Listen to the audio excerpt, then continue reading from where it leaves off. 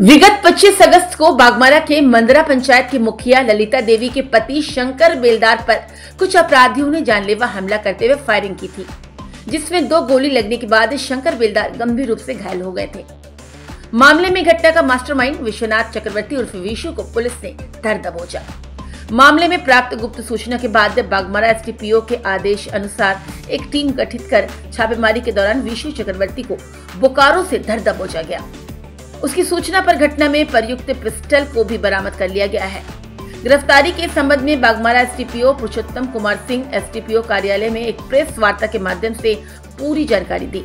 SDPO ने यह भी कहा कि गिरफ्तार अपराधी विशु चक्रवर्ती पर कुछ जघन्य आपराधिक मामले दर्ज पूर्व से हैं। इसी मद्देनजर इस कांड में कार्रवाई करते हुए इसके खिलाफ ठोस कार्रवाई की भी अनुशंसा की जाएगी। फिलहाल विशु चक्रवर्ती को न्यायिक हिरासत में भेज दिया गया है। बागमारा थाना क्षेत्र में दिनांक 25/8/2025 को मुखिया पति शंकर बेलदार के ऊपर कुछ अपराध कर्मियों द्वारा जान मारने के उद्देश्य से गोली चलाई गई थी, जिसमें वो गंभीर रूप से जख्मी हुए थे। उनको 2 गोली लगी थी। इस संबंध में बागमारा थाना कांड संख्या 57/2025 दर्ज किया गया था।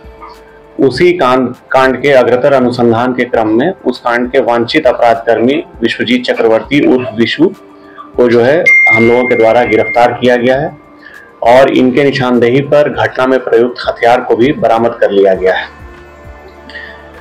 और इन्होंने अपने अपराध स्वीकारोक्ति बयान में घटना में अपनी संलिप्तता बताई है और साथ ही साथ जो वेपन यूज किया गया था उसके बारे में भी बताया है। उसको भी हम लोग सीज कर लिए हैं। अग्रतर अनुसंधान में फिर और चीजों पे हम लोग अभी जांच कर रहे हैं। इनका आपराधिक इतिहास रहा है। इनके विरुद्ध में पूर्व से 6 कांड दर्ज हैं विभिन्न धाराओं में, विभिन्न थाना क्षेत्र में। और इसमें जो है इनके पास से जो हथियार बरामद किया गया है, पिस्टल जो है 7.65 mm का, वो भी, और 2 जिंदा कारतूस भी बरामद किया गया है। इस घटना का कारण क्या बताया गया था? जांच में क्या पता? घटना का मूल कारण इनका उसी दिन में भी इन लोगों के बीच में आपस में विवाद हुआ था। किसी पोल को गाड़ने को लेकर के विवाद हुई थी। उसके बाद जो है जिसमें तार कट गया था, उसके बाद ये लोग शाम में जो है सुनियोजित तरीके से ये लोग जो है इस घटना को अंजाम दिए थे। इसमें और भी अन्य कई लोगों के नाम आए हैं, जिसपे अभी हम लोग अग्रतर अनुसंधान कर रहे हैं। जो इनका सहयोग कर रहे थे, जो इनका से इनको सहयोग कर रहे थे, उनके विरुद्ध भी पुलिस आगे जाके कार्रवाई करेगी। जो अपराधी अभी पकड़े गए हैं, इनका जो इतिहास पता चला है, जघन्य अपराध ज्यादा शामिल रहा है, उस पर क्या कुछ अग्रतर कार्रवाई हो सकती है?